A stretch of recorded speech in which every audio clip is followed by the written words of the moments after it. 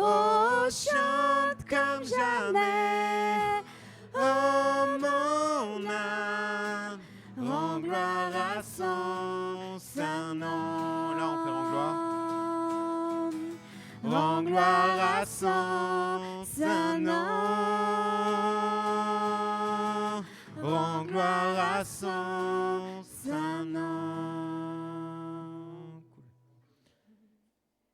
Je te suis là. Ouais, bah écoute, nickel. Hein. Moi, je suis content de ne pas être tout seul à chanter déjà, tu vois. C'est très bien.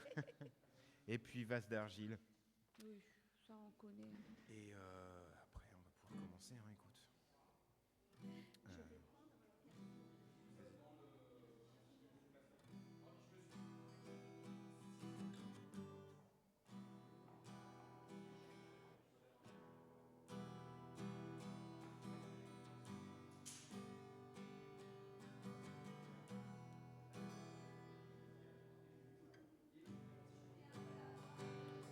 J'étais brisé, vide et sans espoir. Ta grâce m'a trouvé, m'a restauré. Je n'ai rien à moi, mais tel que je suis, tu me libères, tu me libères. Grâce infinie de notre Dieu qui un jour m'a sauvé. Oh, oh, oh, j'allais errant de lieu en lieu quand tu m'as retrouvé. Et maintenant je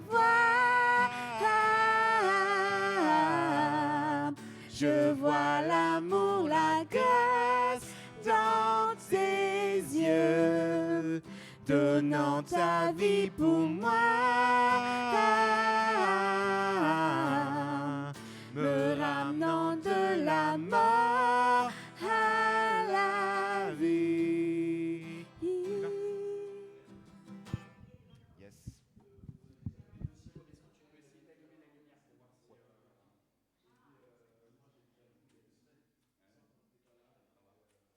Ça passe pas, hein. C'est cool d'être là. Si, ça va venir. Ah, ok. Ce qui compte, c'est de ne pas entendre le son bizarre. Ok.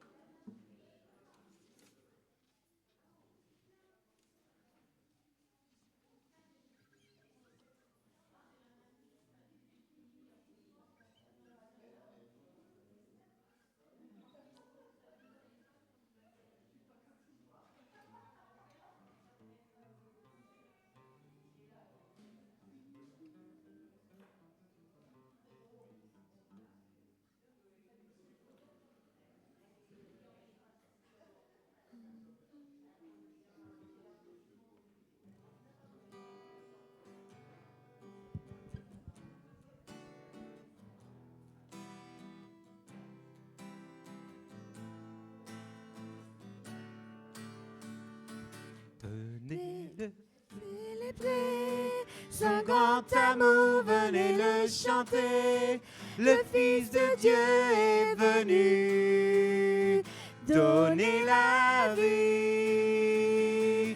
Nous te fêtons, roi, car tu nous fais partager ta joie.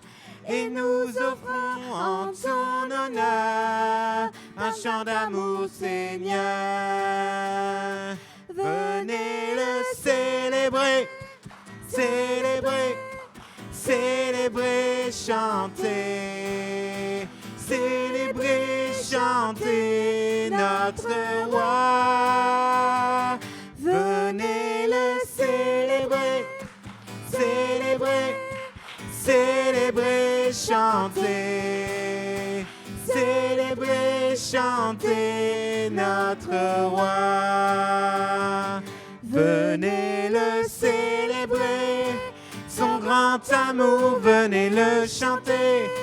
Le Fils de Dieu est venu donner la vie. Nous te fêtons, roi, car tu nous fais partager ta joie. Et nous offrons en ton honneur un chant d'amour, Seigneur.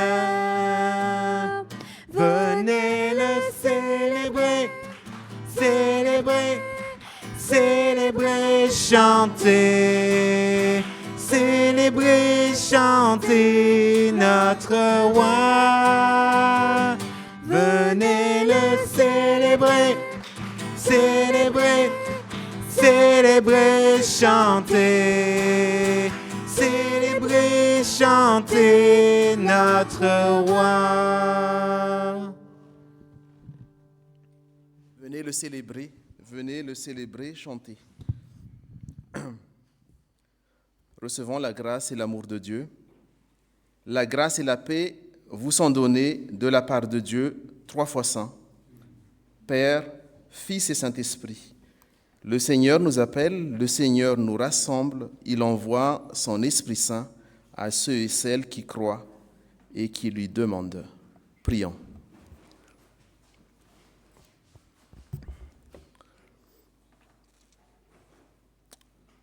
Merci Père de nous avoir réunis ce matin dans ton Église. Après ces quelques jours et quelques semaines de repos, de vacances, que nous avons pu mettre à profit pour nous ressourcer.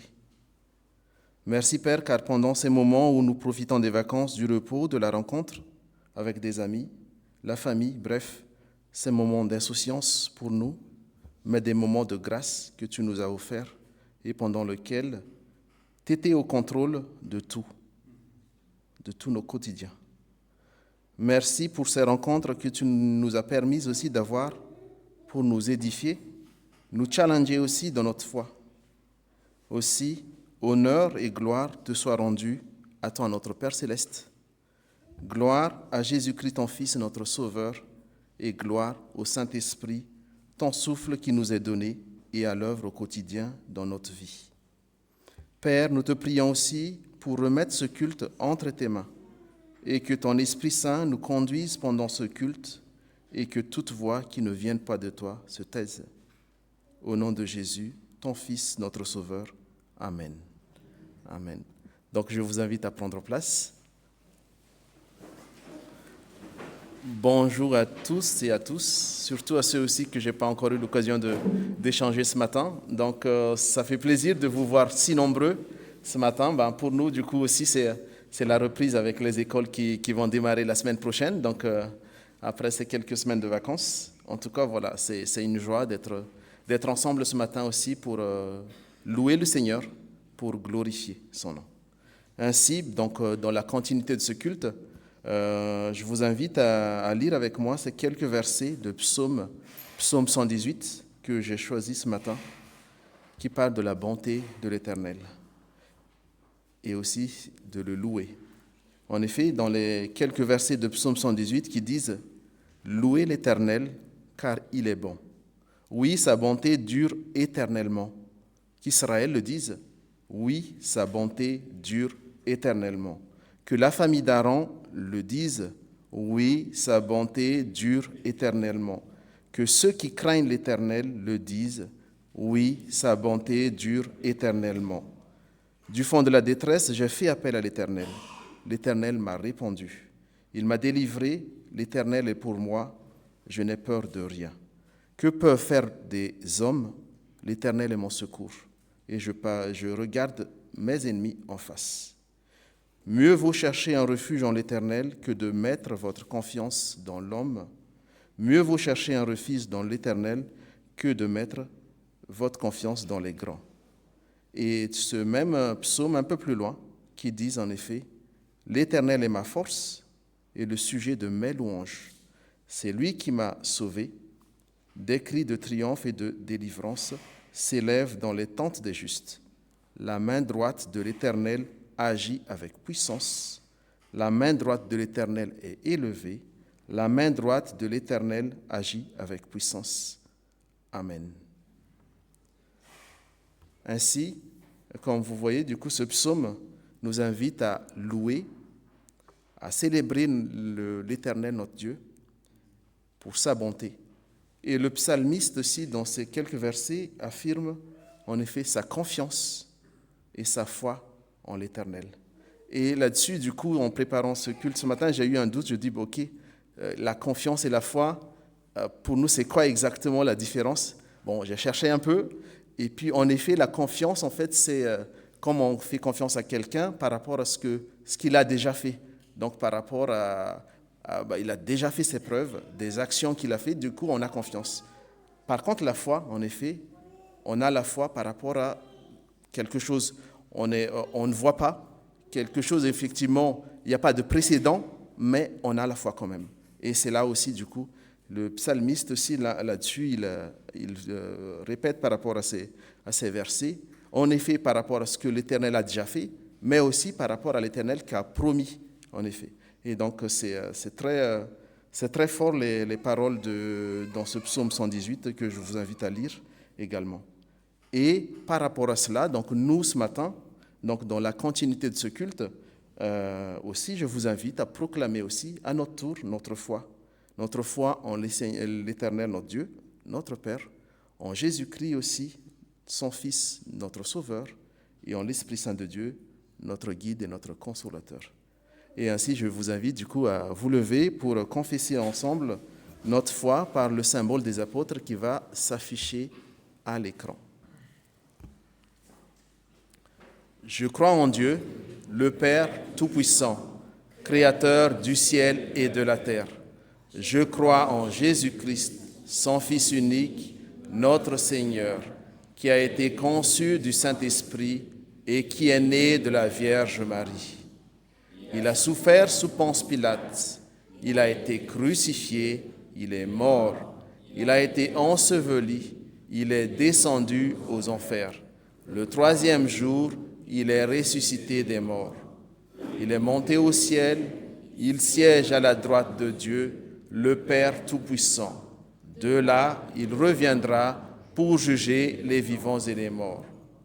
Je crois au Saint-Esprit, la Sainte Église universelle, la communion des saints, la rémission des péchés, la résurrection de la chair et la vie éternelle. Amen. Amen. Je vous invite à prendre place.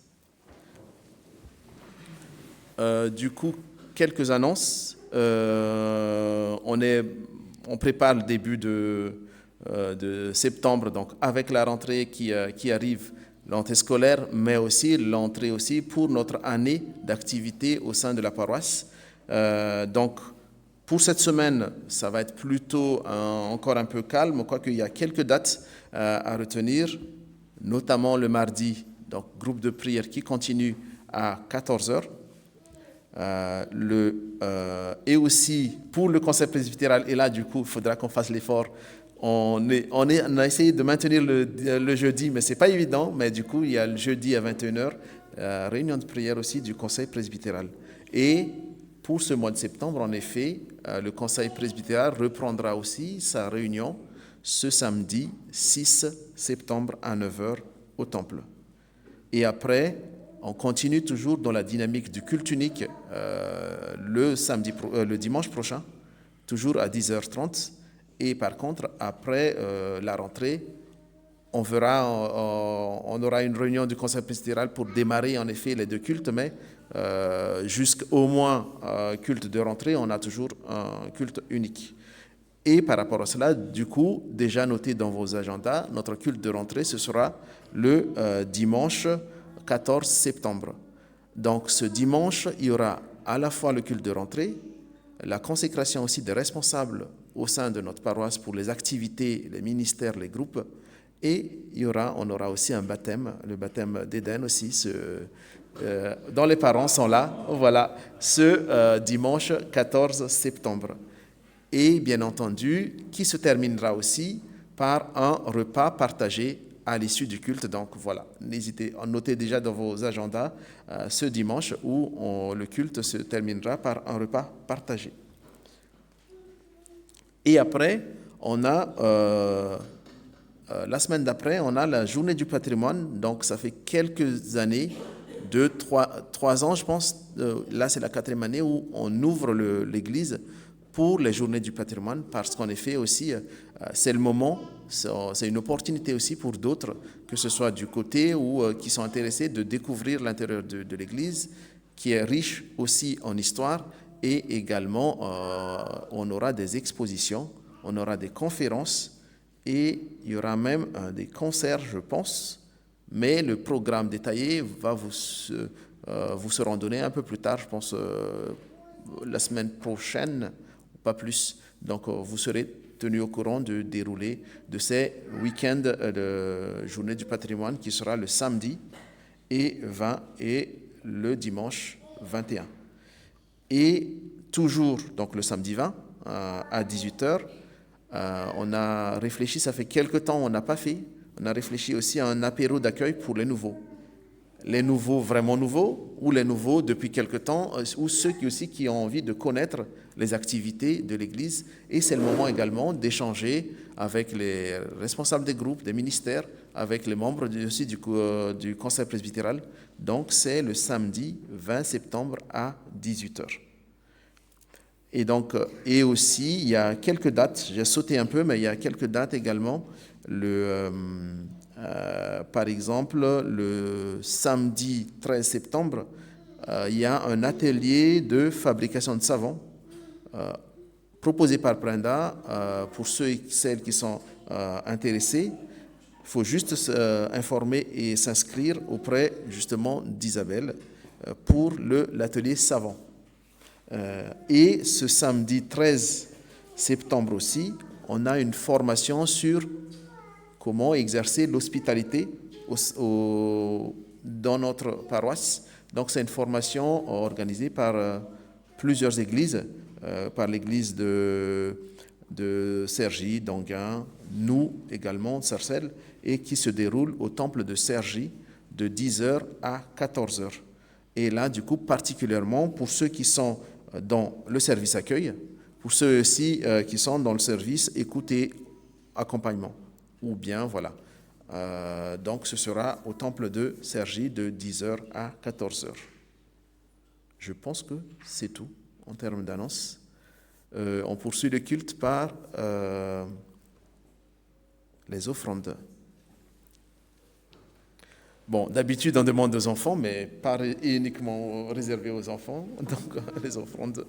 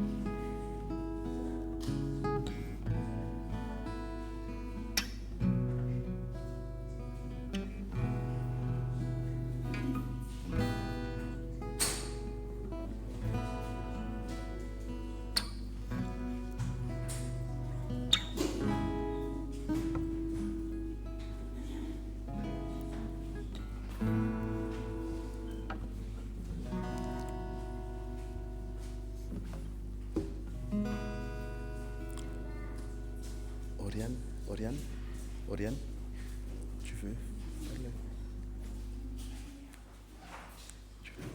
la prière? Je dois lire quoi? Ça va?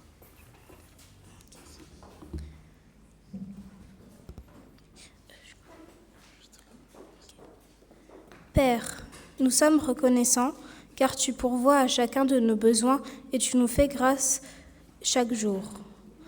Aussi, Père, accepte cette offrande que nous t'apportons avec joie ce matin, qu'elle serve à ta gloire et aussi au bien de ton Église, et pour la proclamation de ta bonne nouvelle. Tu es béni pour les siècles des siècles. Amen. Amen. Merci, Oriane.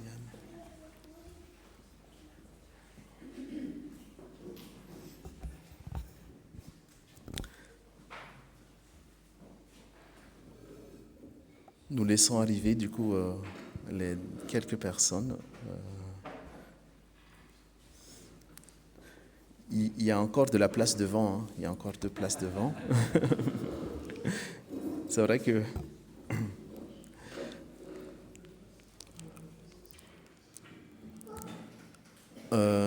je vous propose du coup de continuer ce culte. Par un temps, nous avons loué le Seigneur. Nous avons proclamé notre foi et maintenant, du coup, je vous invite à écouter sa parole, à aussi un temps d'introspection, de pardon et de repentance. Du coup, pour ce matin, j'ai préparé ces quelques versets que je vais vous lire aussi dans le prophète, verset du prophète Ésaïe, qui dit: cherchez le Seigneur pendant qu'il se laisse trouver. Faites appel à lui pendant qu'il est près de vous. Les gens mauvais doivent abandonner leur conduite. Celui qui fait le mal doit abandonner ses pensées méchantes. Tous doivent revenir vers le Seigneur, car il aura pitié d'eux. Tous doivent revenir vers notre Dieu, car il pardonne généreusement. Je relis donc. Cherchez le Seigneur pendant qu'il se laisse trouver. Faites appel à lui pendant qu'il est près de vous. Les gens mauvais doivent abandonner leur conduite. Celui qui fait le mal doit abandonner ses pensées méchantes. Tous doivent revenir vers le Seigneur, car il aura pitié d'eux. Tous doivent revenir vers notre Dieu, car il pardonne généreusement. En effet, cette parole de Dieu, donnée au prophète Ésaïe, nous rappelle que Dieu notre Père, voilà, il nous tend toujours la main, espère notre retour vers lui, malgré nos ingratitudes, nos méchancetés et nos péchés. En effet, dans ses commandements, Dieu nous exhorte à l'aimer de tout notre être, à aimer aussi notre prochain. Il nous exhorte aussi à délaisser nos mauvaises habitudes et à le chercher pendant qu'il se laisse trouver. La parole de Dieu est claire et fidèle depuis le début. Dieu est saint et le péché n'a pas sa place en son sein. Aussi, accordons-nous un moment d'introspection pour méditer cette parole que nous venons d'entendre et prier d'un cœur humble et sincère pour lui demander pardon.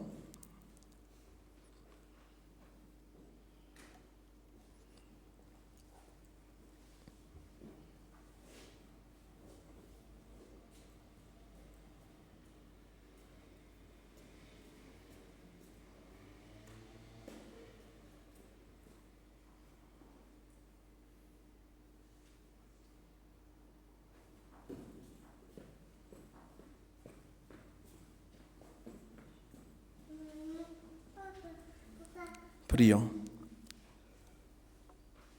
Oui, nous nous mettons devant toi ce matin pour te demander pardon, car par notre nature humaine, nous sommes pécheurs et indignes de ton amour. Oui, Père, pardonne pour nos trébuchements, pardonne pour nos actes et nos paroles qui ont fait chuter ou blesser nos frères et sœurs, ou ceux parmi tes enfants à qui tu nous as demandé d'en prendre soin. Pardon pour notre orgueil, notre ingratitude, et nos résistances aussi qui nous éloignent de toi, qui est lumière et saint. Et de par ta sainteté, Père, l'obscurité, le péché, l'égoïsme, la violence n'ont pas leur place en ton sein. Et ceux et celles qui sont tes enfants doivent marcher dans ta lumière, tout comme toi, notre Père qui est lumière et amour. Aussi, nous t'implorons, Père, de nous pardonner et de nous purifier de tout mal par le sang de ton Fils, Jésus-Christ, mort en sacrifice pour nous. Donne-nous également ton Saint-Esprit, Père, pour nous guider et nous éclairer selon ta volonté dans notre vie au quotidien. Au nom de ton Fils Jésus-Christ, notre Sauveur et Maître. Amen. Amen.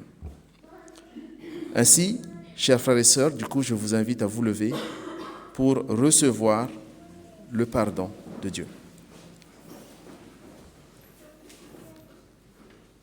En effet, chers frères, chères sœurs, dans son grand amour, Dieu, notre Père, nous a pardonné en Jésus-Christ. Heureux l'homme pardonné de son péché, acquitté de sa faute. Heureux l'homme à qui le Seigneur ne tient pas rigueur de ses torts et dont l'esprit est sans fraude. Le Seigneur est pour lui un refuge dans la tempête. Il le garde à l'heure de l'angoisse. Il lui inspire des chants de liberté. Que Dieu nous mette au cœur l'assurance de son pardon et qu'il nous donne de marcher vers son royaume. Amen. Ainsi donc, après avoir reçu le pardon de la part de Dieu en Jésus-Christ, chantons maintenant notre reconnaissance, élevons nos voix aussi en adoration et en prière à Dieu qui nous a fait grâce. Par les chants suivants, règne en moi, bénis Dieu, ô mon âme, et vase d'argile.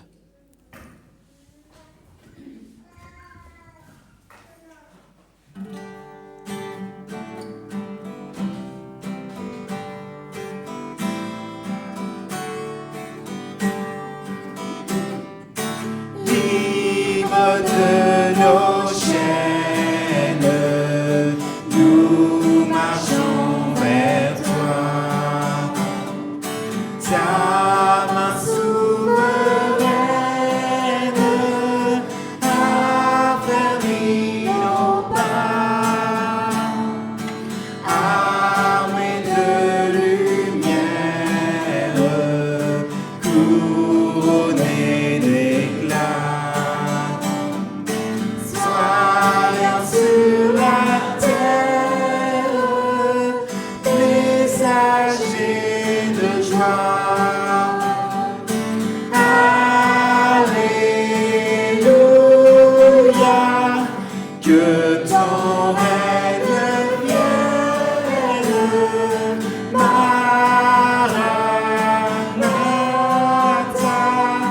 viens Jésus, règne en moi. Proclamons sa grâce au creux de la nuit. Recherchons sa face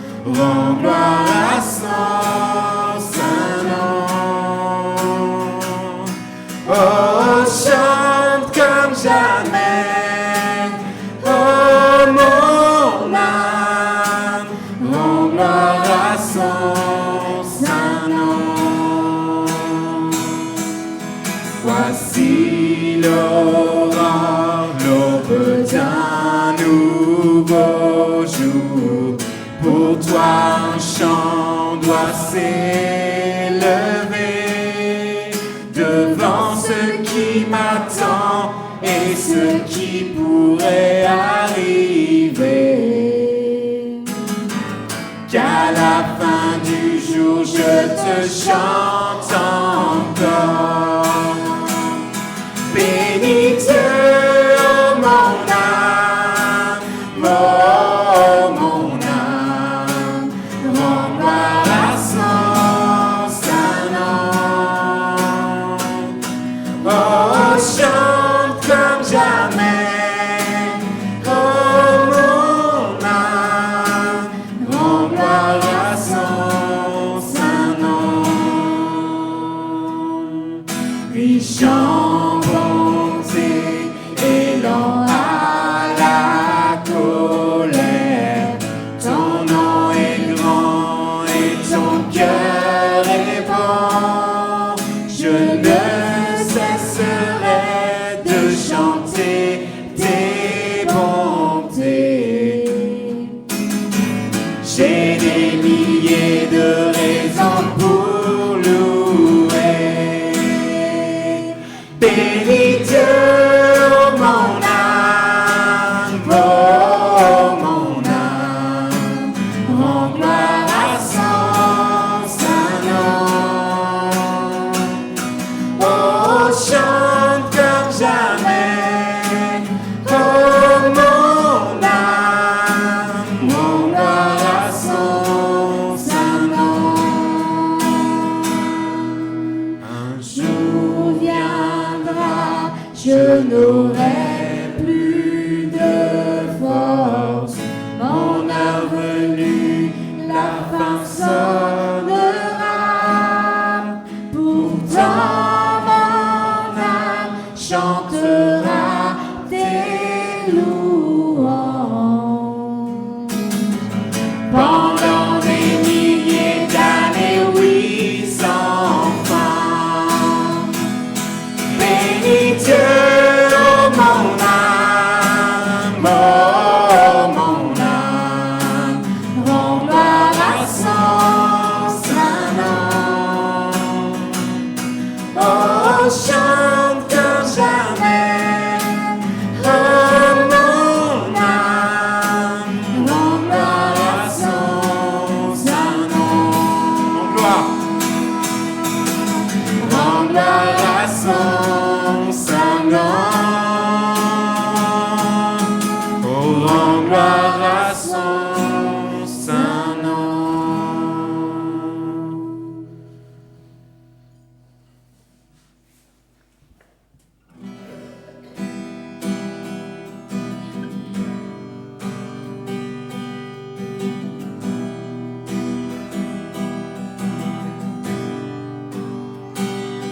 J'étais brisé, vide et sans espoir.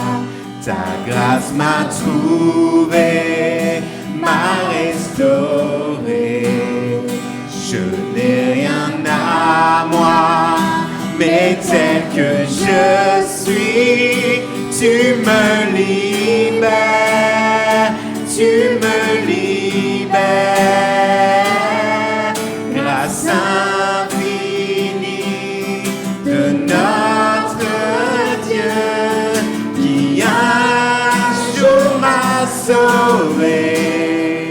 Oh, j'allais de lieu en lieu quand tu m'as retrouvé. Et maintenant je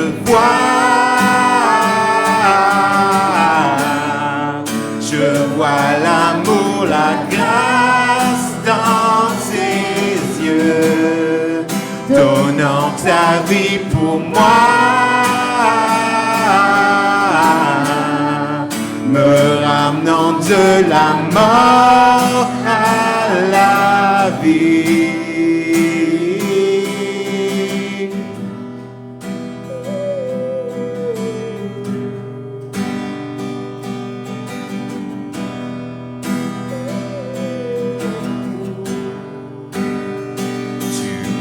Nos échecs, tu prends nos faiblesses, tu places ton trésor dans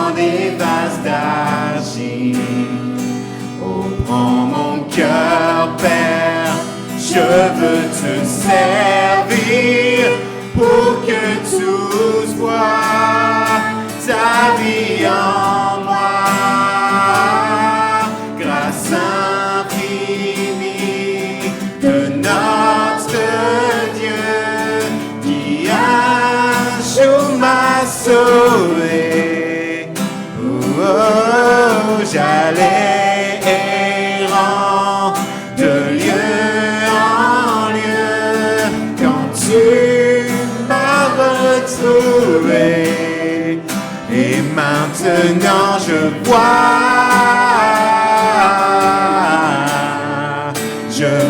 l'amour, la grâce dans tes yeux, donnant ta vie pour moi, me ramenant de la mort à la vie.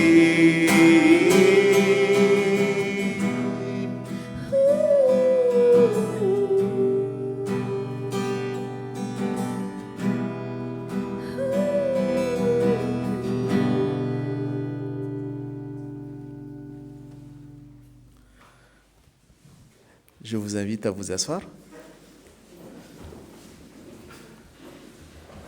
Après ces beaux temps de chant de louange, voilà, de grâce aussi. Donc du coup, maintenant, j'ai parlé beaucoup. Donc c'est à vous de parler par rapport. On a l'habitude maintenant depuis quelques temps d'avoir un temps d'action de grâce, un temps aussi, voilà, où chacun peut témoigner, peut fortifier ou aussi dire aussi ce qu'il a vécu pendant quelques jours, voilà, ce que Dieu a fait aussi dans sa vie. Ou même un témoignage, et pour fortifier également les autres, ou pour rendre grâce, tout simplement. Voilà, donc, je ne sais pas qui est-ce qui a le micro, c'est Tévi. Donc, voilà, vous avez levé la main, Nathalie, je t'en prie. Tévi, donc il y a Nathalie qui a levé la main. N'hésitez pas, il y a encore de la place devant.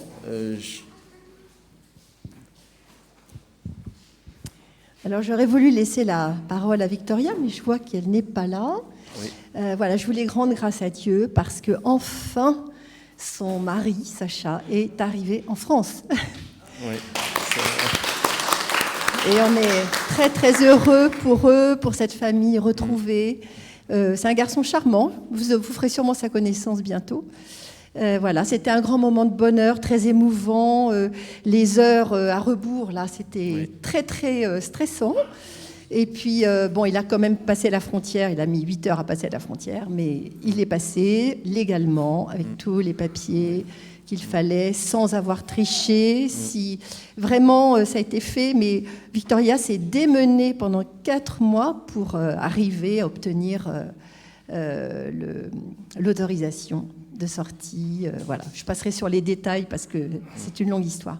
Mais voilà, il est là, il est en bonne santé, les enfants sont fous de joie, surtout Sophia. Sophia, faut voir ses yeux, c'est incroyable. Voilà, c'est une grande joie et merci Seigneur, vraiment, vraiment d'avoir accompagné Victoria, Sacha, que tout soit bien passé, le voyage. Et puis maintenant, on leur souhaite évidemment de se reconstruire et puis que Sacha trouve sa place maintenant. Il faut qu'il apprenne le français, qu'il trouve du travail. Mais bon, c'est un homme courageux et très volontaire. Voilà. Merci Seigneur. Merci Nathalie pour ce témoignage et on est heureux évidemment pour toute la famille. On continue à prier pour eux aussi, pour démarrer une nouvelle vie aussi et avoir ce temps de bonheur en famille enfin. Donc, voilà. Je ne sais pas s'il y a d'autres qui veulent témoigner également.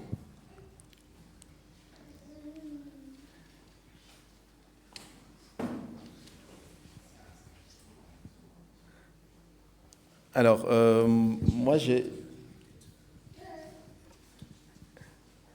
Alors, Tévi, il y a une place devant. Mais sinon, j'allais dire, j'ai ce micro-là, Tévi. Ça va fonctionner. Bonjour à tous. Je suis heureux d'être parmi vous. Et puis, heureux d'être dans l'église du Seigneur. J'aurais voulu témoigner parce que Là, ça va faire une semaine depuis dimanche dernier, que j'ai décidé cette année d'arrêter de fumer totalement. C'est voilà, donc le Seigneur, il va m'accompagner, hein, j'en suis certain. Même si c'est pas forcément facile tous les jours. Donc voilà, on verra comment ça se passe cette année. Mais voilà, donc j'ai décidé de me motiver cette année. J'ai pris ma décision et je pense que c'est déjà un début. Voilà. Même si on sait très bien que c'est cyclique et que voilà, c'est pas une ligne droite vers l'arrêt total, etc. C'est jamais comme ça. Mais je pense que la graine est là et elle germera et les choses se feront au fur et à mesure. Donc voilà, merci Seigneur de continuer de m'accompagner parce que ça va pas être facile. Surtout avec la rentrée scolaire. Voilà. Je vais peut-être un peu moins patient avec mes élèves. C'est pas grave. Hein, ils ne savent pas encore. Ils le savent pas encore. Ils sont mardi. Merci Thibaut pour ce témoignage. Merci Thibaut pour ce témoignage.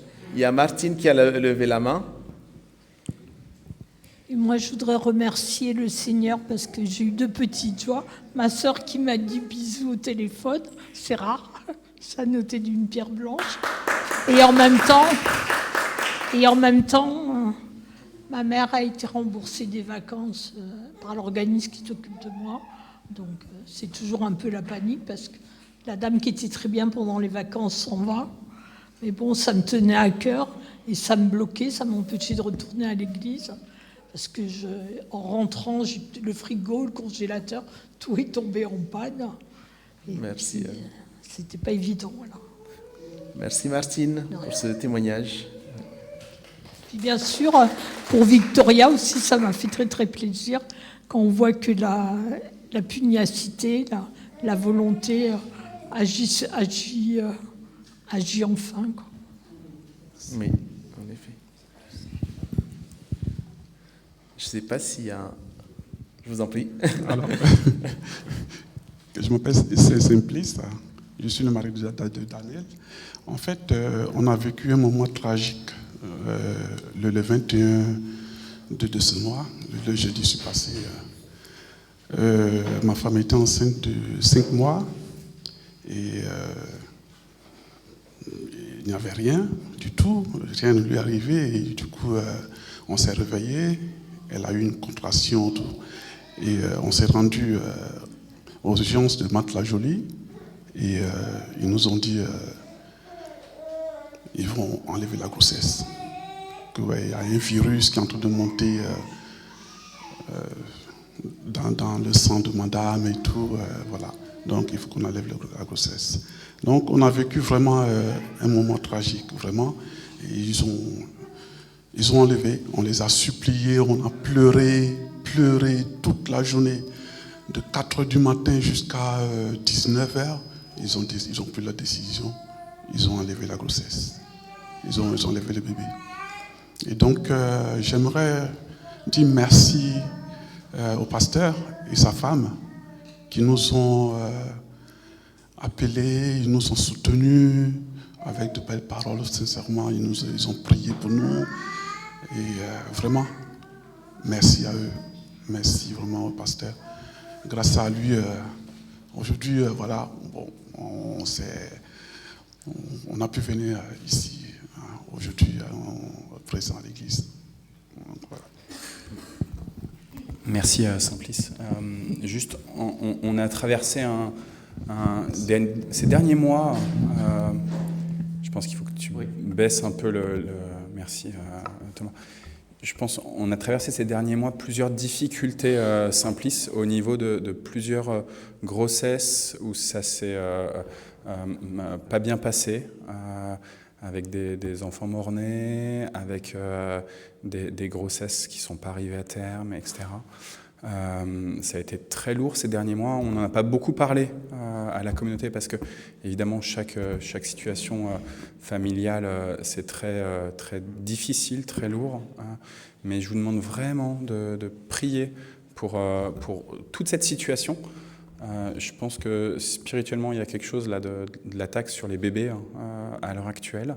Et donc, si tu n'avais pas pris la parole Simplice, je ne me serais pas permis de le faire, mais je pense que c'est important qu'en tant que communauté, on puisse prier. Vous ne connaissez pas les situations et on fait exprès de pas vous les donner pour ne pas mettre à mal les différentes familles qui ont été blessées dans ces tragédies-là.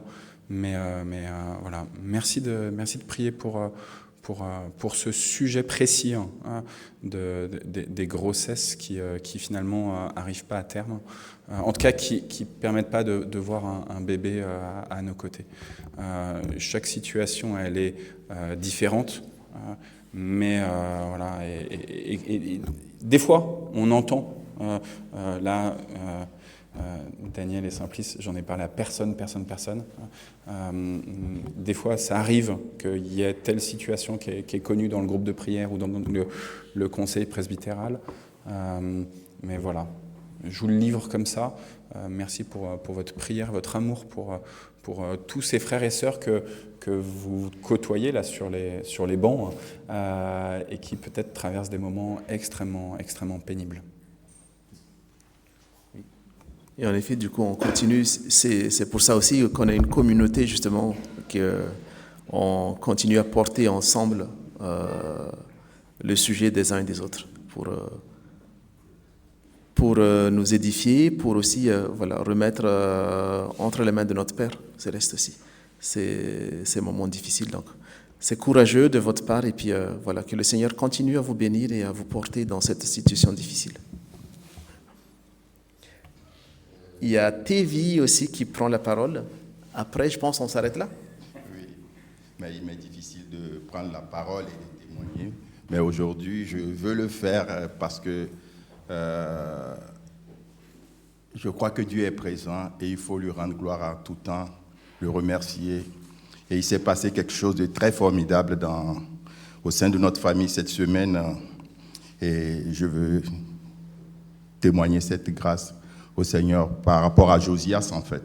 Vous savez, il était venu ici et de remercier le Seigneur pour sa fin de cycle et il doit partir au Canada.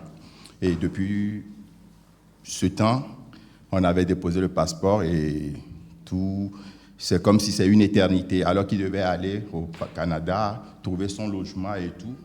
Mais dans le silence, moi, je priais et sa maman m'en voulait toujours que moi, je ne m'impliquais pas dans tout ce qui se passe. Mais dans mon silence, dans mon coin et dans ma timidité, j'étais dans mon coin. Et puis, je disais que Dieu va faire. Car si nous prions, nous disons toujours que la volonté de Dieu soit faite ainsi. Et donc, tout s'est passé dans un laps de temps, la semaine dernière. Voilà qu'il cherchait depuis un appartement pour aller visiter son école et se mettre en place pour les études. Et puis la semaine dernière, d'un seul coup, il y a une dame qui répond à sa demande. Et cette dame, bizarrement, habitait à côté de l'aéroport où Josias devait atterrir à Toronto. Mardi, on l'appelle pour lui dire que son passeport est prêt. Il prend le passeport. Mercredi, la dame lui dit, mais écoute, j'ai un appartement pour toi. Et miraculeusement, l'appartement se situait à 6 minutes de son université. Et la dame était à côté de Toronto. Elle est partie chercher Josias à l'aéroport, le ramener dans son logement. Et là, comme on dit, si Dieu est avec nous, qui sera contre nous?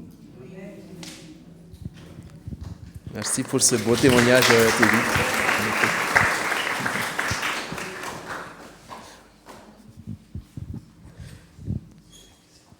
Du coup, comme vous le savez, tous les dimanches, on a ce temps d'action de grâce, donc n'hésitez pas. Là, on va continuer le culte, donc je laisse la parole à Arnaud pour la lecture et le message, la prédication.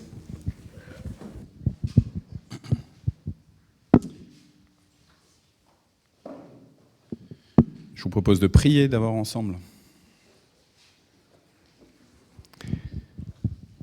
Béni sois-tu, Seigneur.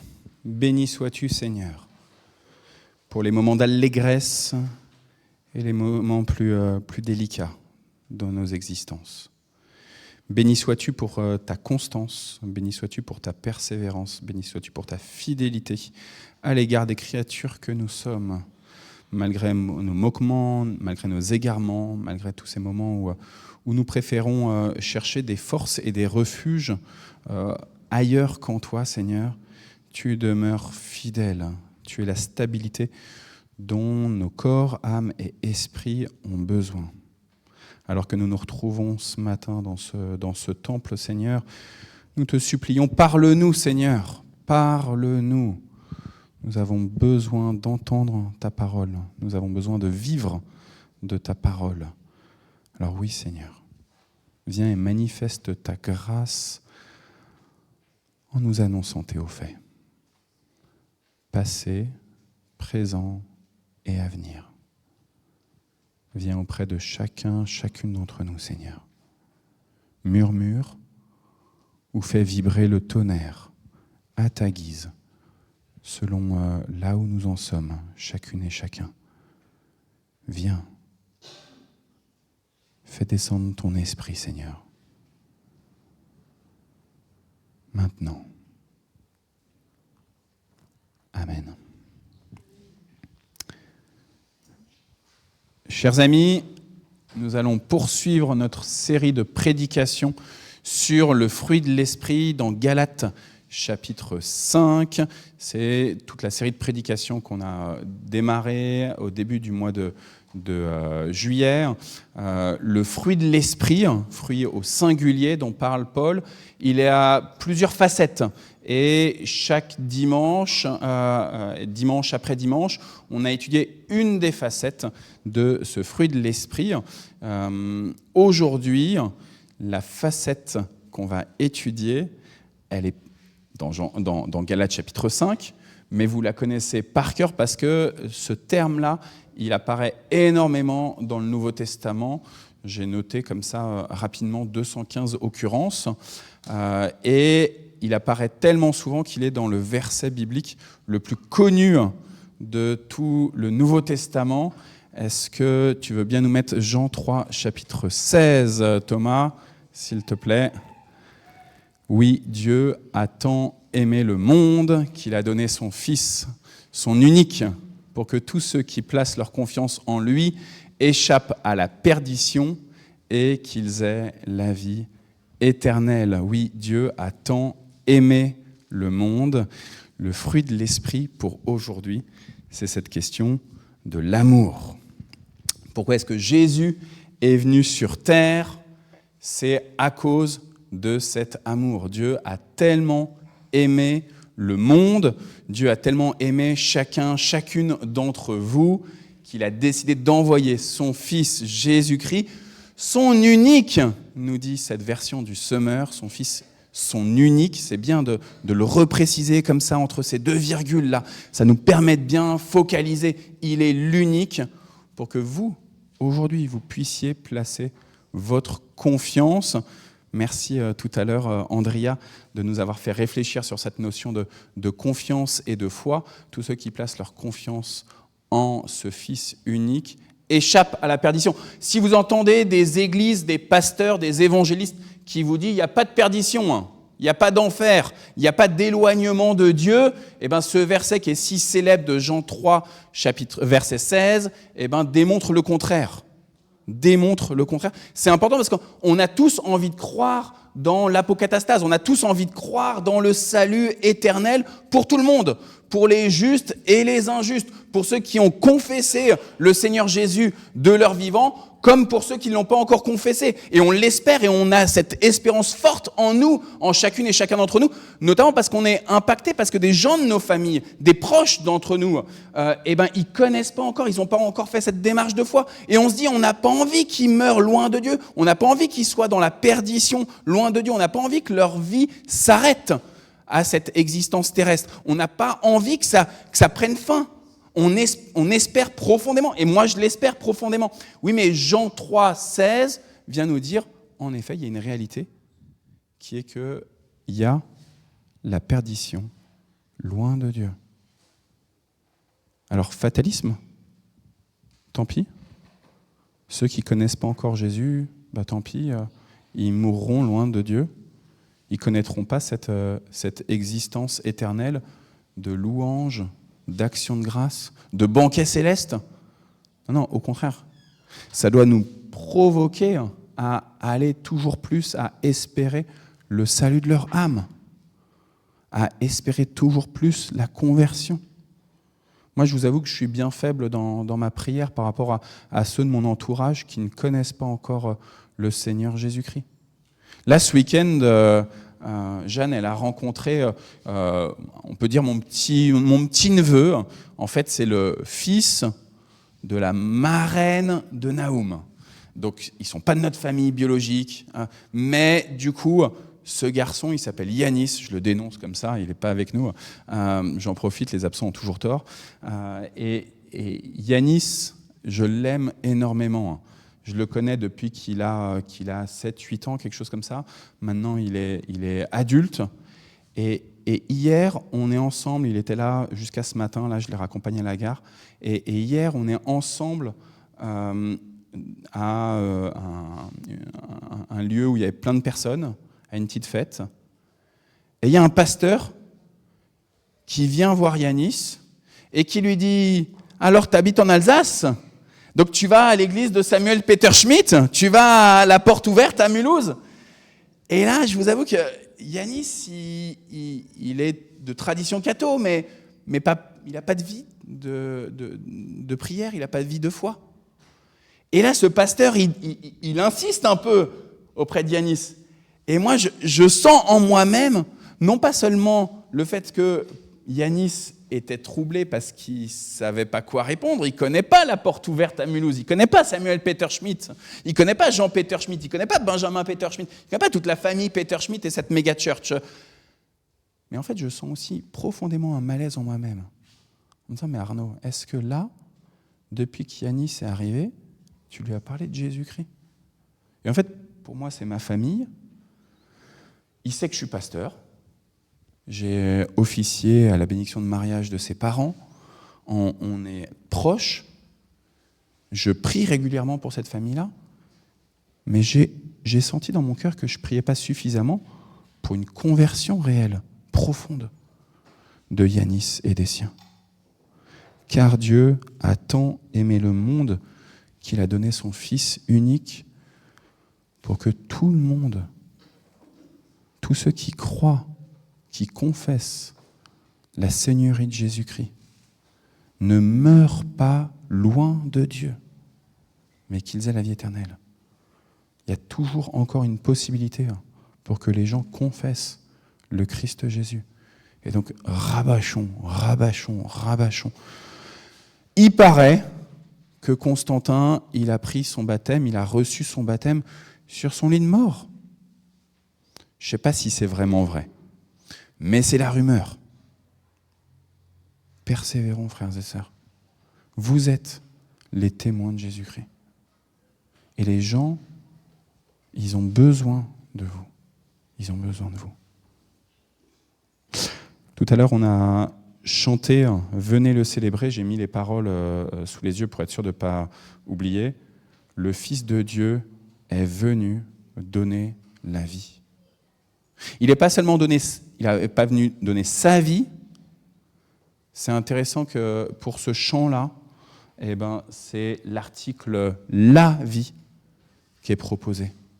On l'a chanté tout à l'heure. On a démarré ce culte comme ça. Merci vraiment, Wella et Thibaut. Vous nous avez encouragés.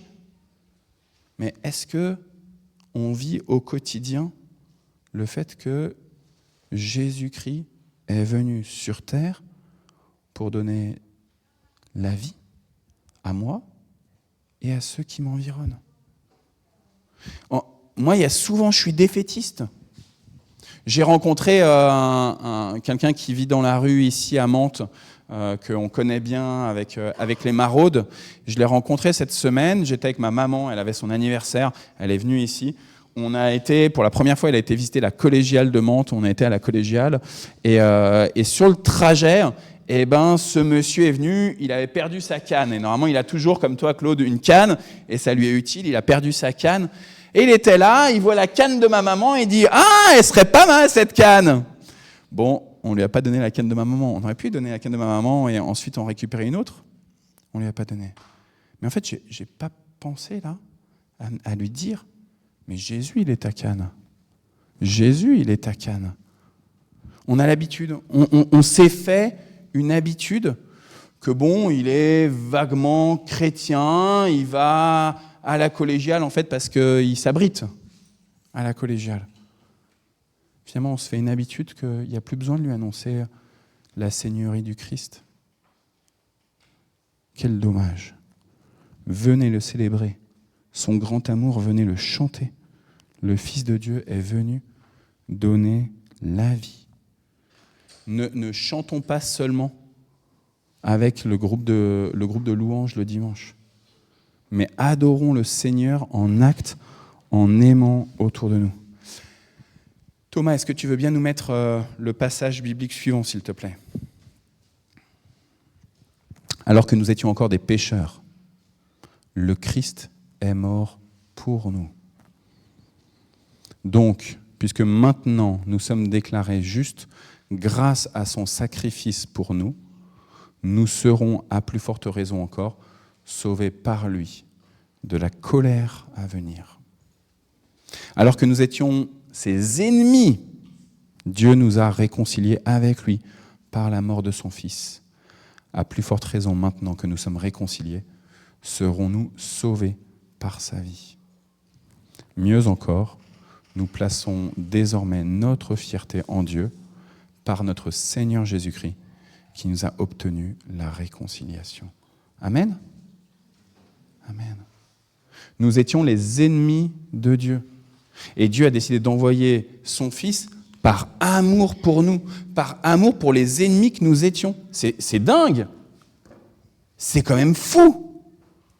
Dieu, alors que nous étions ses ennemis, alors que nous disions à Dieu, on ne veut pas de ton autorité, on ne veut pas de tes commandements, on ne veut pas de tes préceptes, on ne veut rien savoir de toi. Tu nous agaces. Je me souviens, Yanis, je vais réinsister sur mon petit-neveu. Il est fils unique, Yanis. Quand il était adolescent, il était pénible avec son père et son père était pénible avec lui. Et je me disais, oh là là là là, mais qu'est-ce que ça va être compliqué. Pascal, Yanis, qu'est-ce que je les aime tous les deux. Pascal, c'est son papa. Qu'est-ce que je les aime tous les deux et qu'est-ce que leur relation, elle est conflictuelle. Aïe, aïe, aïe, aïe. Et avec Isabelle, on a beaucoup prié sur leur relation, père-fils. Et on se disait, aïe, aïe, aïe, aïe, aïe, aïe, aïe, comment ça va se passer ? S'il te plaît, Seigneur, fais grâce. Et en fait, il m'a dit plein de belles choses sur maintenant qu'il était adulte, comment leur relation avait été assainie.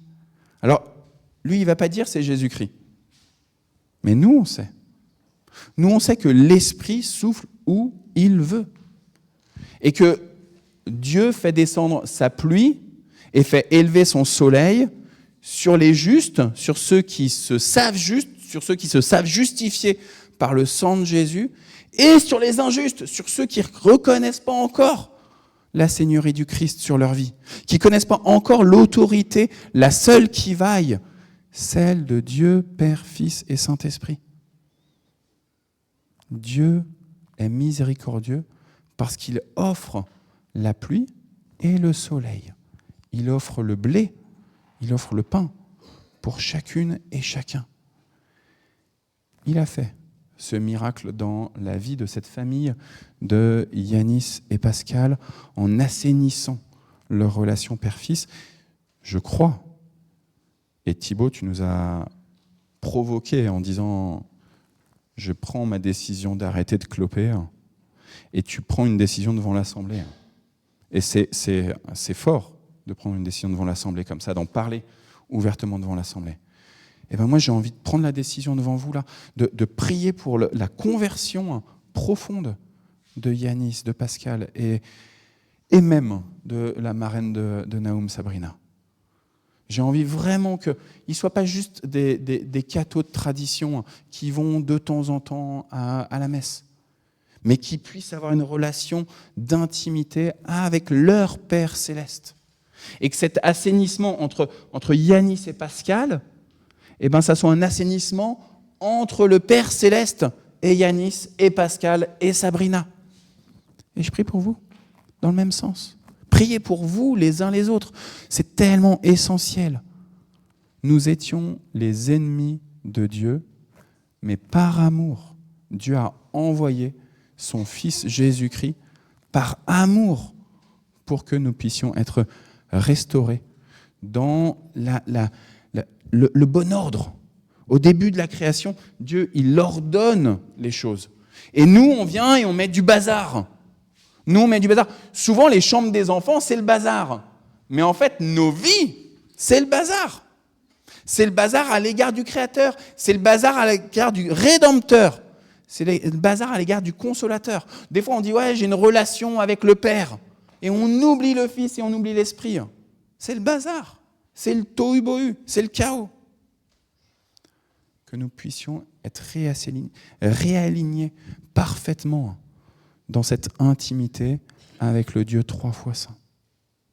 Tout ça, mes amis, je suis désolé, mais c'était juste mon introduction. Maintenant, on arrive enfin au texte biblique que je voulais partager avec vous.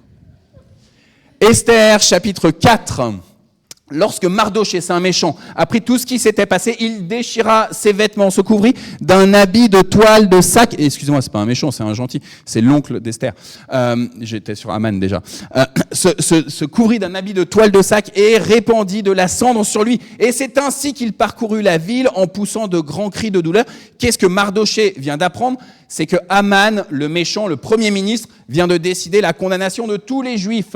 Parce que Aman n'accepte pas que Mardochée ne s'agenouille pas, ou en tout cas ne tire pas révérence devant lui qui est monsieur le Premier ministre, monsieur le gouvernant.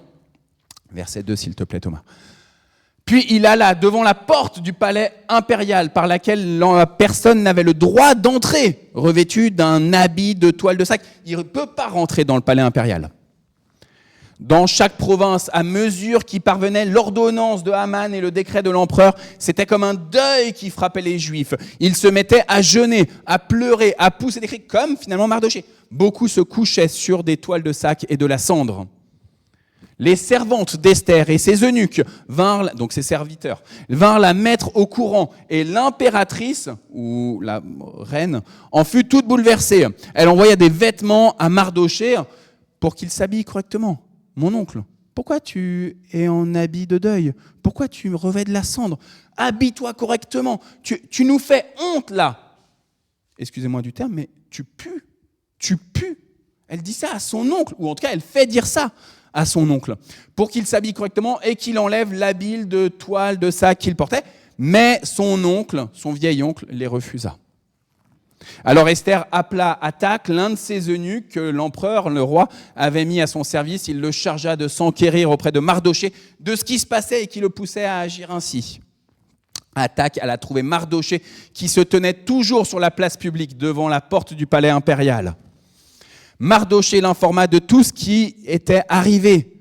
Il lui dit notamment quelle quantité d'argent Haman avait promis de verser dans les coffres de l'empereur afin que l'on fasse périr tous les Juifs, qu'on les extermine. Il lui remit aussi une copie du texte de l'édit d'extermination qui avait été publié dans Suse, donc la capitale, pour qu'il la montre à Esther, l'informe de la situation, lui ordonne de se rendre chez l'empereur afin d'implorer sa pitié et de le supplier en faveur de son peuple. Attaque revint, rapporta à Esther les paroles de Mardochée. Esther ne comprenait pas pourquoi son oncle, il s'était mis à jeûner. Pourquoi est-ce qu'il s'était revêtu de cendre et d'habits de deuil ? Celle-ci ordonna alors à Attaque de rapporter sa réponse à Mardochée. Ouf.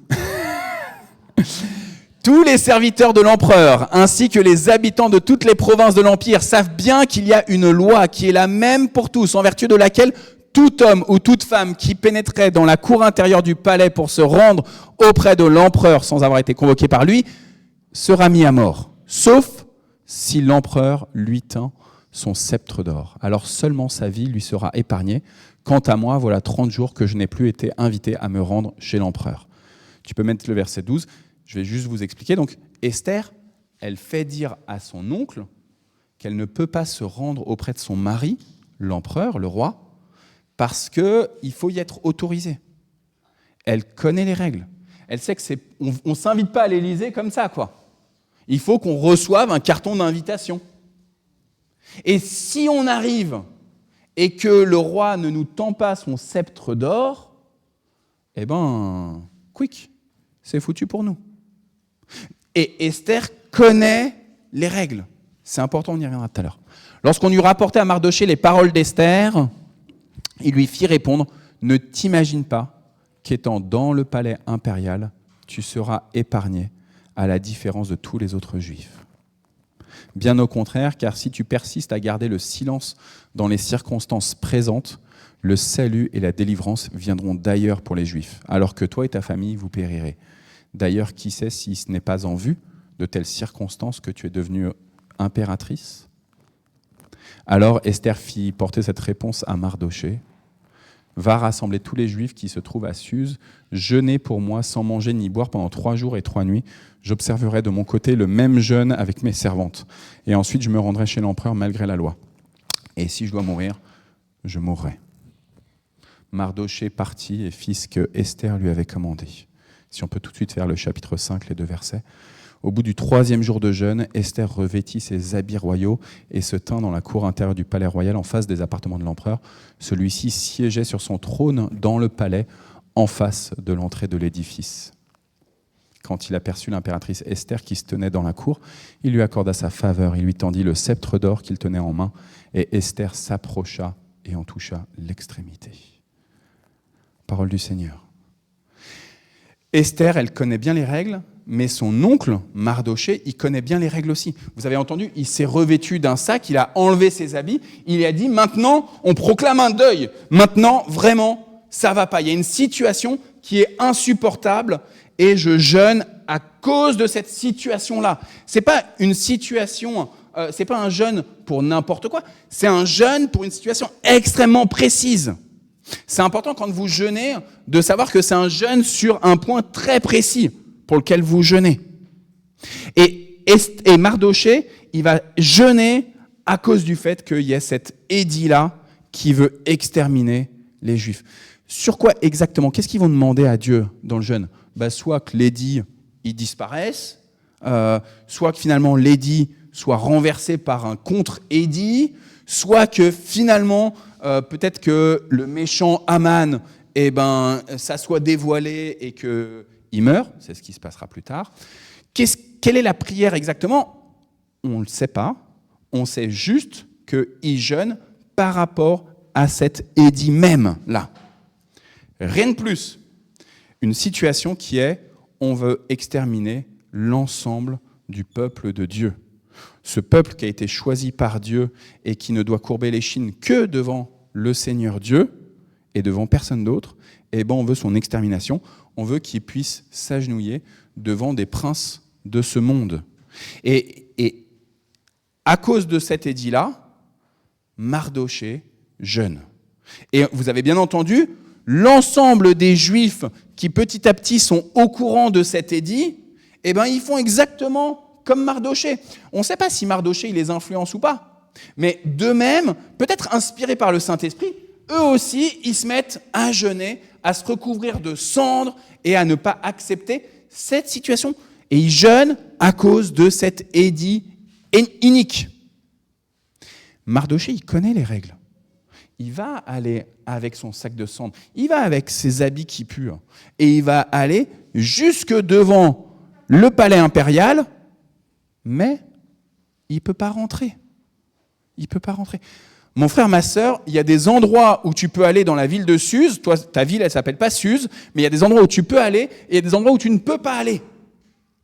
Mais est-ce que dans les endroits où tu vas, dans les rues où tu es en capacité d'aller, où tu es autorisé d'aller, où tu as ton passeport, Tévi, où tu as ton passeport pour aller au Canada, tu vois, tu as reçu le visa, la possibilité de rentrer sur cette terre-là. Tu as la capacité de rentrer dans tel quartier où on te dit « Ah, c'est un quartier, c'est une zone de non-droit ». Peut-être que toi, spécifiquement, c'est pas une zone de non-droit d'aller dans ce quartier-là. Haman, il sait qu'il peut aller se balader dans la ville de Suse et aller jusque devant la porte du palais royal. Et il ne peut pas entrer dans le palais royal. Je ne crois pas que parmi vous, il y en ait qui soient autorisés d'aller à l'Élysée. Peut-être, je ne vous connais pas tous par cœur. Mais vous avez aussi vos passe-droits, chacun, individuellement. Comment est-ce qu'on saisit ce passe-droit? Des fois, on se dit « Ah non, ça, c'est inique, les passe-droits. C'est inique, c'est injuste. » Parce que du coup, ça fait du copinage. Ça fait du clientélisme. Ça fait qu'on agit avec certains d'une bonne manière et on agit mal avec d'autres. Ouais, mais vous êtes chrétiens. Vous êtes des ambassadeurs du Christ. Donc, agissez bien en toutes circonstances. Dans tous les lieux où vous vous trouvez, agissez en conformité avec ce que le Seigneur veut de vous comme ses ambassadeurs. Si vous devez aller jusque devant le palais de l'Élysée, là, il n'y a rien qui vous y empêche. Si vous devez aller devant votre mairie, si vous devez écrire un courrier pour parler de la situation des chrétiens persécutés, ou pour parler de telle loi il vous semble que dans votre méditation, dans votre conscience chrétienne, qu'elle n'est pas juste. Je ne sais pas si parmi vous, il y en a qui écrivent des fois aux députés. Moi, je vous avoue que régulièrement, je reçois des mails d'organisations chrétiennes qui disent « Écrivez à votre député pour alerter sur tel projet de loi, tel sujet, telle cause. » Et souvent, je me dis « Ouais, allez Arnaud, fais-le. Fais un mail. Ça ne coûte rien, un mail. C'est rapide à faire. » Mais je ne le fais pas. Je ne saisis pas l'opportunité qu'il m'a offerte. Pas assez souvent. Parce qu'Isabelle, elle me fait la moue là. Pas assez souvent. Pourquoi ? C'est quoi cet esprit de timidité ? Pourquoi est-ce qu'on ne saisit pas ce passe-droit qui nous est accordé de pouvoir faire un courrier ou un mail à la personne qui nous représente, qu'on a choisi dans les instances qui sont les nôtres ? Il se retrouve à la porte du palais royal. Il ne peut pas rentrer, Mardoché, dans le palais royal. Mais du coup, il appelle Esther. Il appelle sa nièce. Et il lui dit, Esther, à travers les eunuques, à travers les serviteurs et les servantes, mais il lui dit, c'est pas possible, Esther, ce qui se passe. C'est pas possible ce qui se passe là, en ce moment même. Tu peux pas juste te voiler la face. Il y a 2 ans de ça, il y a un frère de l'église qui m'a dit, il y a une situation qui est en train de se passer là, d'extermination d'un peuple. C'est pas possible que l'église, elle se taise. C'est pas possible que toi, en tant que pasteur, tu prennes pas position. Et moi, j'ai dit à ce frère, mais écoute, la situation, elle est compliquée. Dans l'église, j'ai des gens qui aiment tel peuple et j'ai des gens qui aiment tel autre peuple. Moi, je suis garant de l'unité. Je peux rien faire. Et j'ai laissé traîner. Et il y a des gens qui meurent. Il y a des enfants qui meurent. Et j'ai honte. Et j'ai honte. Et la reine Esther, elle a les bons arguments à donner. Ça fait 30 jours que j'ai pas été convoqué par mon mari. Il a de toute façon tout un harem. Il se satisfait de plein d'autres femmes, toutes concubines. Il n'a pas besoin de moi. Moi, je suis quoi ? En plus, il ne le sait même pas que je suis juive. Est-ce qu'il sait vraiment même cet édit-là ? Est-ce qu'il n'a pas juste laissé Aman gérer cet édit-là ? Qu'est-ce que je peux faire ? Je suis qu'une pauvre. Je suis une rien du tout. Son oncle, il a la bonne répartie, je crois. Peut-être que si tu es impératrice, c'est justement pile poil maintenant pour cette situation. C'est maintenant que tu vas devoir faire preuve d'amour. C'est dans cette situation très précise où tu penses que ta vie peut être en jeu parce que éventuellement ton mari ne va pas te tendre le sceptre d'or. Éventuellement tu vas arriver et il va être vénère. Et il va tellement être en colère qu'il va t'envoyer dans la fosse aux lions. Peut-être. Mais c'est maintenant qu'il faut que tu montres ton amour pour ton peuple. Et il faut que tu montres ton amour pour tout ton peuple. Pas seulement ta propre famille. Il en va de la vie du plus grand nombre que de toi-même. Et Esther, elle a compris que ce que son oncle lui fait transmettre là, ça vient de Dieu. Ça vient de l'Esprit de Dieu. Frères et sœurs, Dieu, il vous parle. Dieu, il vous parle. Si vous me dites, moi, Dieu m'a jamais fait une grande révélation, j'ai jamais vu comme ça d'un seul coup le visage de Jésus avec un gros smiley. Moi, j'ai jamais entendu une voix qui était très claire et qui me disait celui-ci est mon fils bien-aimé, c'est en lui que j'ai pris plaisir. Donc, je ne connais pas exactement la voix de Dieu, mais Dieu, il vous parle à travers des frères et des sœurs. Si Dieu, il a créé cette église, pas le temple de Mantes, l'église universelle, c'est justement parce que Dieu utilise cette église pour vous parler. Et cette église, c'est vos frères et vos sœurs. C'est pour ça que c'est important de venir le dimanche à l'église. C'est pour ça que c'est important de participer à des activités de l'église, de participer à des activités communautaires. Parce que quand vous allez au partage biblique avec Marie-Christine, cette année, vous allez travailler l'Apocalypse au partage biblique avec Marie-Christine. Pendant toute l'année, Annie, ça fait plusieurs mois, plusieurs années qu'il me dit « Arnaud, je voudrais qu'on travaille plus l'Apocalypse. » Et là, cette semaine ou la semaine dernière, je ne sais plus, Marie-Christine me dit « Arnaud, qu'est-ce que tu penses si on travaille l'Apocalypse pour le partage biblique ?»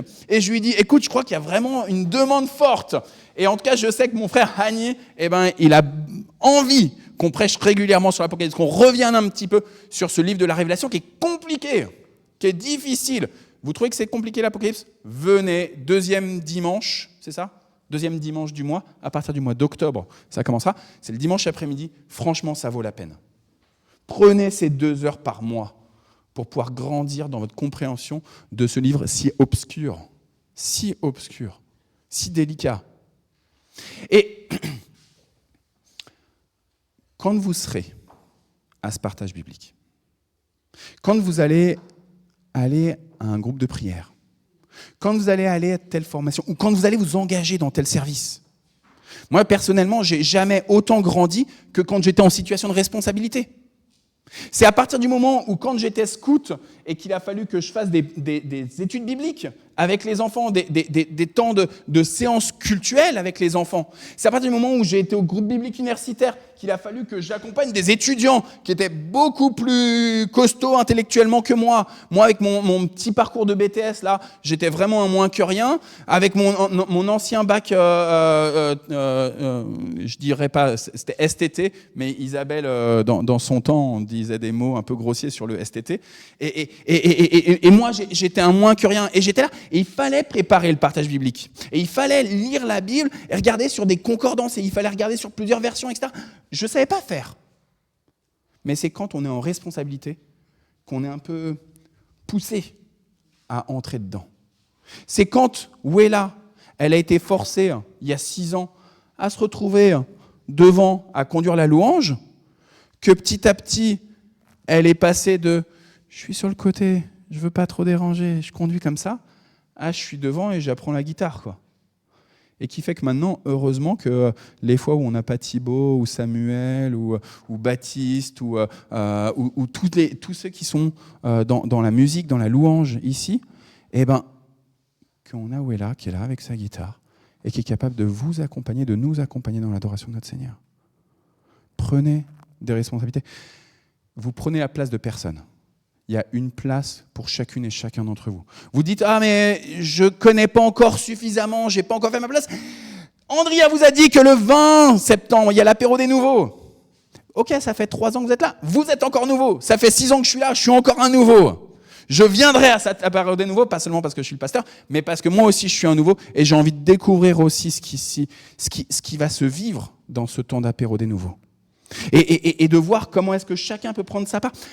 Je vous ai déjà raconté, je pense, à certaines, à certains, comment moi, j'ai pu évoluer dans la foi. Parce que le jour où mes parents, quand j'avais 1 mois, ils ont décidé de me faire prendre mon baptême, que j'étais tout bébé, parce que ma grand-mère, mon arrière-grand-mère, allait bientôt mourir, qu'elle était luthérienne, et que c'était important vis-à-vis d'elle. C'était important aussi pour me protéger, parce que mes parents, ils ont perdu des bébés avant moi, et qu'ils ont perdu des bébés après moi. Il fallait me protéger. Acte magique du baptême. Et donc, du coup, à 1 mois, ils m'emmènent et ils me font baptiser dans cette église luthérienne par le pasteur Jean-Claude Deroche. Et ils prennent la décision que ça suffit pas le baptême. Tristan, je parle pour toi, avec Eden, qu'on va baptiser dans 3 semaines, je pense. 2 semaines, 2-3 semaines. En tout cas, bientôt. Et quand ils ont pris cette décision de dire ça suffit pas qu'on fasse juste le baptême, il faut qu'on accompagne. Parce qu'il va falloir que notre enfant, il découvre la foi, qu'il apprenne petit à petit la Bible. Et ça ne se fait pas du jour au lendemain. C'est long. C'est comme les chants. Quand on arrive la première fois à l'église, on ne connaît pas le répertoire de chants. Et petit à petit, comme Dinès, on se met à chanter comme ça. Et après, Marie-Christine, elle est toute heureuse d'entendre Dinès en train de chanter Alléluia, tu vois. Ça se fait petit à petit. C'est long, le processus d'être chrétien. Et si vous voulez influencer les autres, ça va être long. Ça ne suffit pas de faire des vidéos sur TikTok et sur Instagram. Parce que sinon, ça fait exactement comme, vous savez, ce cuistot là qui mettait du sel en faisant hop comme ça là. Vous avez entendu cette histoire là. C'est un cuistot qui coupait magnifiquement la viande. Il a fait ses vidéos sur Instagram, etc. On l'appelle Saleh. Et sauf que, en fait, ça a duré 1 an, peut-être 2. Il a fait plein de restaurants, etc. Et là, tout est parti en fumée. Tout est parti en fumée. Ça va vite, ça va très vite qu'on reçoive, princesse, le baptême. Il va falloir que tu le prennes, ton baptême, princesse. Il va falloir, ça va vite on s'engage à aller prendre son baptême, recevoir son baptême. Et puis, à un moment donné, les épines de ce monde, les mauvaises herbes qui sont là, elles nous étouffent. Et finalement, on a été actifs, et au bout d'1 an, 2 ans, 3 ans, on oublie la foi. Et on oublie de croire que Dieu est un Dieu de miracles. Et on oublie de penser, parce qu'il y a eu plein de situations tragiques autour de nous, on oublie de penser que Dieu est amour et que Dieu est fidèle. Dieu est capable d'absolument tout. S'il est le créateur de l'univers, s'il a créé le visible et l'invisible, il est capable de tout, frères et sœurs. Il est capable de tout. Même les situations les plus tragiques, même les situations où on se dit non, c'est mort, c'est foutu. Dieu est capable de tout. Et c'est pour ça que c'est nécessaire en fait d'être inscrit dans l'Église, inscrit en tant que personne, de connecter les uns avec les autres. Parce que Dieu, il est capable de tout, et notamment de vous parler. Et il veut vous parler comme Esther a entendu de la bouche, et c'est rentré dans son oreille, c'est allé jusque dans son cœur, de la bouche de son oncle, que maintenant, par amour, elle doit être prête à risquer sa vie. Risquer sa vie, c'est pas forcément le quick. Elle en parle, mais c'est pas forcément ça. Des fois, c'est sa réputation, simplement. Elle est l'épouse de l'empereur, du roi. Ceux qui connaissent bien le livre d'Esther, sachez qu'au tout début du livre d'Esther, c'est sur une question de réputation qui fait que le roi décide de se séparer de son épouse, la reine qui était avant Esther. Parce qu'elle lui avait fait honte. Et le risque, c'était que la honte que son épouse lui avait provoquée, avait créée en lui, vienne sur tous les hommes du royaume.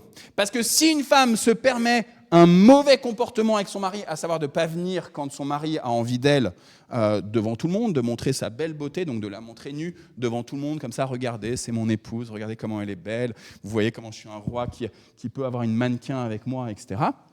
Le fait qu'elle ne respecte pas l'ordre de son mari, les hommes du royaume, ils ont dit, mais nos femmes, c'est foutu, quoi.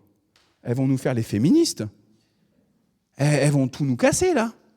Et l'ordre de la société. Esther, elle entend de la bouche de Mardoché, non pas le cri d'un homme, mais elle entend le cri de Dieu. Tu dois maintenant agir pour ton peuple. Frères et sœurs, vous n'êtes pas juifs, en tout cas pas ce que je le sache, mais vous êtes le peuple de Dieu. Et tous ceux que vous côtoyez dans la rue, tous ceux que vous allez voir là en sortant du culte, tous ceux que vous allez croiser demain, quand vous allez reprendre, Clémence, les chemins de l'école demain matin, toutes ces personnes que vous allez côtoyer, c'est des éventuels membres de ce peuple de Dieu. C'est des créatures pour lesquelles Dieu a tant aimé le monde qu'il a donné son Fils unique, afin que quiconque Crois en lui, aie confiance en lui. N'aille pas vers la perdition, mais vers la vie éternelle.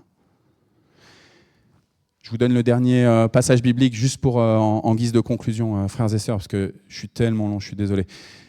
1 Jean chapitre 4, donc premier, donc c'est pas l'évangile selon Jean, c'est la première lettre de Jean. Mes chers amis, aimons-nous les uns les autres, car l'amour vient de Dieu. Celui qui aime est né de Dieu et il connaît Dieu. Qui n'aime pas n'a pas connu Dieu, car Dieu est amour. Voici comment Dieu a démontré qu'il nous aime. Il a envoyé son Fils unique dans le monde pour que par lui nous ayons la vie. Voici en quoi consiste l'amour. Ce n'est pas nous qui avons aimé Dieu, mais c'est lui qui nous a aimés. Aussi a-t-il envoyé son Fils pour apaiser la colère de Dieu contre nous en s'offrant pour nos péchés. Mes chers amis, puisque Dieu nous a tant aimés, nous devons, nous aussi, nous aimer les uns les autres. Dieu, personne ne l'a jamais vu, mais si nous nous aimons les uns les autres, Dieu demeure en nous et son amour se manifeste pleinement parmi nous. Thomas, est-ce que tu peux nous remettre le verset 11 et le verset 12 et je vous propose qu'on le lise tous ensemble et ça sera notre prière finale.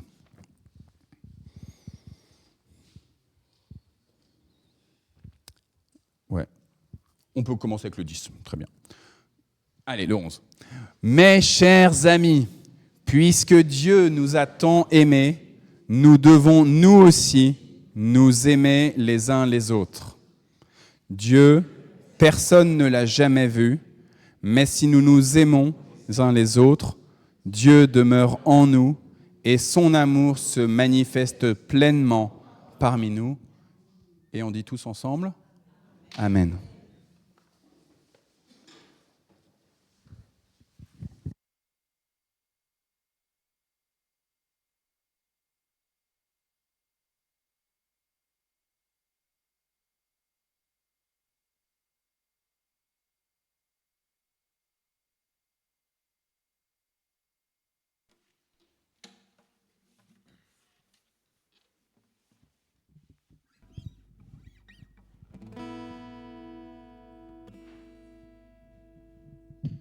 Je vous invite à vous lever.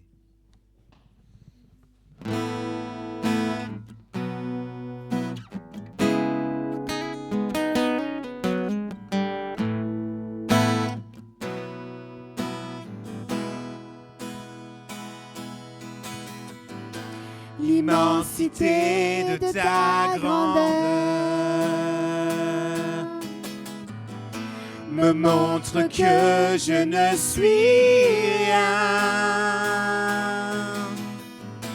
Mais quand tu façonnais la terre, j'étais déjà près de ton cœur. Tu m'aimais avant que je sois. Et pour moi tu as tout donné. Toi seul pouvais me libérer. C'est pourquoi je veux t'adorer. Toi seul est digne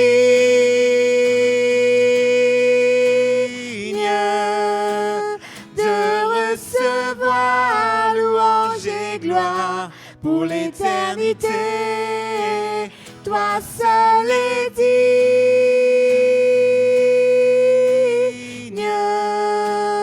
de recevoir louange et gloire pour l'éternité.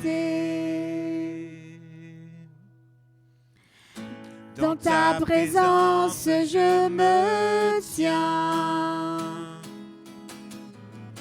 car tu as ce dont j'ai besoin. La joie, la vie et le bonheur sont dans tes paviments sauveurs. Toi seul est digne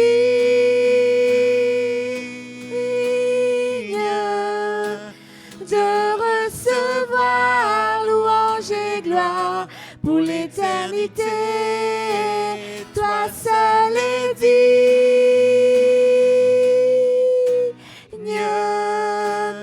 de recevoir louange et gloire pour l'éternité.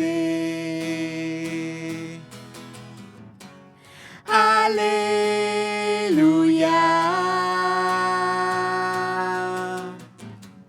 Alléluia.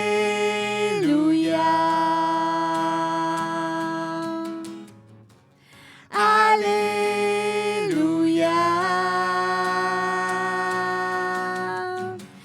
Alléluia. Toi seul est digne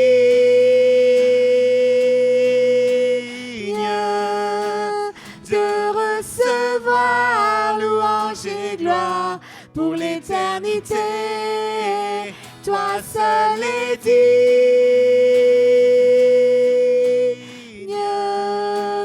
de recevoir louange et gloire pour l'éternité.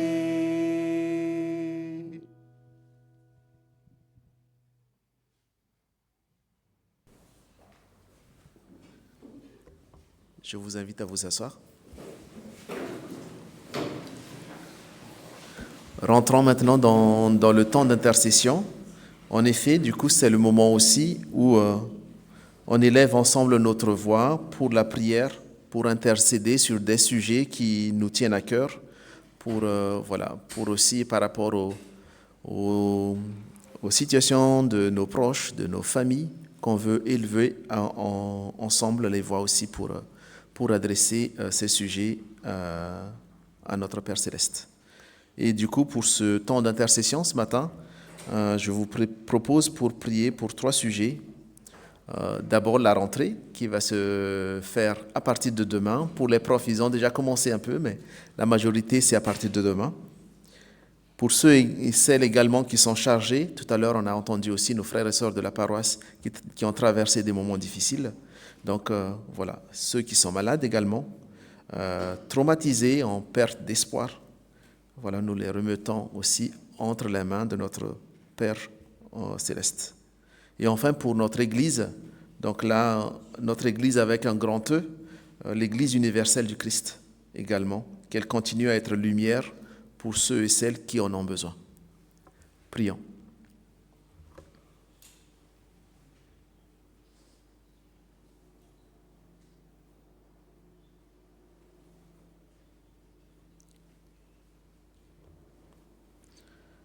Oui, Père, nous prions ce matin pour la rentrée de nos enfants, des enseignants et aussi pour nous les parents, pour cette semaine qui arrive.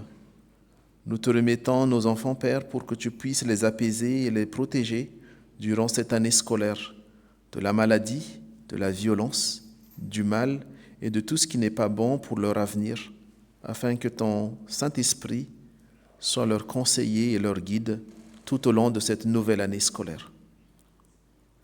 Nous te remettons également les enseignants pour qu'ils soient motivés, bienveillants et transmettent les bonnes valeurs pour forger des hommes et des femmes qui te respectent, des citoyens engagés et responsables pour le bien de la société.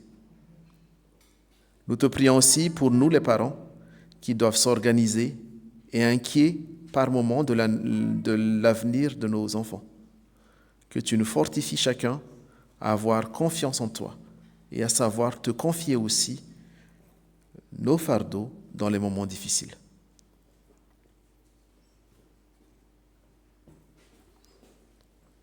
Père, nous continuons cette prière également pour te confier nos amis, nos connaissances, les membres de notre famille qui ont traversé des moments difficiles suite à des maladies, à un deuil ou des traumatismes, de la violence ou des guerres, surtout en pensant à nos frères et sœurs dans les zones de guerre ouvertes actuellement. Pour toutes ces personnes, nous te prions de leur donner ta paix profonde qui apaise les souffrances et les douleurs, qui cicatrise les plaies, ta paix et ton amour qui pardonne à ceux et celles qui ont fait du mal. Oui, Père, toi seul peux guérir les plaies intérieures, les souffrances endurées, les colères, les tristesses, et nous font avancer dans la vie. Prends soin de chacune et chacun de nos amis, de nos connaissances, et que les épreuves subies n'ébranlent pas leur foi en toi, Père Céleste. Et enfin, nous prions aussi pour notre Église, dans laquelle tu nous appelles à être un seul corps en toi. Que ton Église grandisse et tienne ferme à tes enseignements, surtout en ce moment de trouble et d'inquiétude où nos contemporains ont besoin d'entendre ta bonne nouvelle, ton évangile. Et ensemble, Père, nous terminons tous ensemble cette prière d'intercession par la prière que Jésus-Christ nous a enseignée. Notre Père qui es aux cieux, que ton règne soit sanctifié, que ton règne vienne, que ta volonté soit faite sur la terre comme au ciel. Donne-nous aujourd'hui notre pain de ce jour. Pardonne-nous nos offenses, comme nous pardonnons aussi à ceux qui nous ont offensés. Ne nous laisse pas entrer en tentation, mais délivre-nous du mal, car c'est à toi qu'appartiennent le règne, la puissance et la gloire pour les siècles des siècles. Amen. Amen. Ainsi, du coup, nous arrivons au terme de ce culte. Je vous invite à vous lever. Juste une information qu'on a oubliée pendant les annonces tout à l'heure. Alors, il y a les Dumont qui ont proposé des livres gratuitement. Chacun se sert du coup par rapport à nos besoins. Il y a des livres du coup dans les salles paroissiales. Après le culte, n'hésitez pas à venir prendre ce qui vous intéresse ou pour vous-même ou pour partager aussi en famille. Donc, merci beaucoup à Alain et Nicole d'avoir partagé leur collection, leurs livres aussi qui les tiennent à cœur à la communauté. Donc, nous arrivons au terme de ce culte. Et du coup, l'Esprit aussi fait bien les choses. Donc, du coup, lorsque j'ai préparé ce culte, du coup, je tenais à vous relire, du coup, l'épître de Jean, Jean 1, 4, 9 à 11, qu'on vient d'entendre tout à l'heure, et aussi un peu plus tard, 20 à 21, qui dit « Voici comment l'amour de Dieu s'est manifesté en nous. Dieu a envoyé son Fils unique dans le monde afin que par lui, nous ayons la vie. Et cet amour consiste non pas dans le fait que nous avons aimé Dieu, mais dans le fait que lui nous a aimés et a envoyé son Fils comme victime expiatoire pour nos péchés. Bien-aimés, puisque Dieu nous a tant aimés, nous devons nous aimer, nous aussi nous aimer les uns les autres. Si quelqu'un dit « j'aime Dieu » alors qu'il déteste son frère, c'est un menteur. En effet, si quelqu'un n'aime pas son frère qu'il voit, comment peut-il aimer Dieu qu'il ne voit pas? Or, voici le commandement que nous avons reçu de lui. Celui qui aime Dieu doit aussi aimer son frère. Que la grâce de notre Seigneur Jésus-Christ, l'amour de Dieu et la communion du Saint-Esprit soient avec vous aujourd'hui et pour les siècles des siècles. Amen. Nous faisons notre dernier chant, Chaîne d'amour. Je vous invite, si vous pouvez, à peut-être tenir la main de votre voisin, de votre voisine. À l'image de la chanson, nous sommes unis dans une grande famille, donc voilà. C'est toujours bien de le symboliser.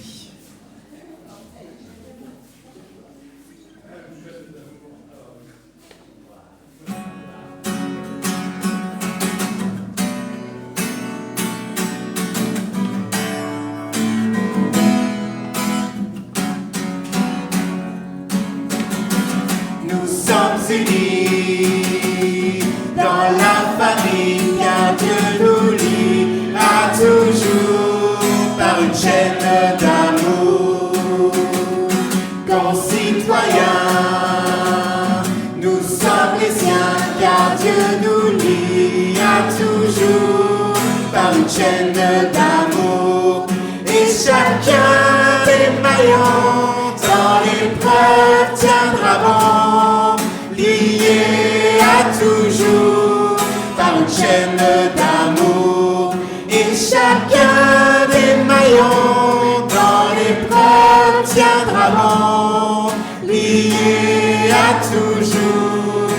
une chaîne d'amour. Nous sommes unis dans la famille, car Dieu nous lie à toujours par une chaîne d'amour. Concitoyens, nous sommes les siens, car Dieu nous lie à toujours par une chaîne d'amour. Et chacun des maillons dans l'épreuve tiendra bon, lié à toujours par une chaîne d'amour. Et chacun des maillons dans l'épreuve tiendra bon, lié à toujours par une chaîne d'amour.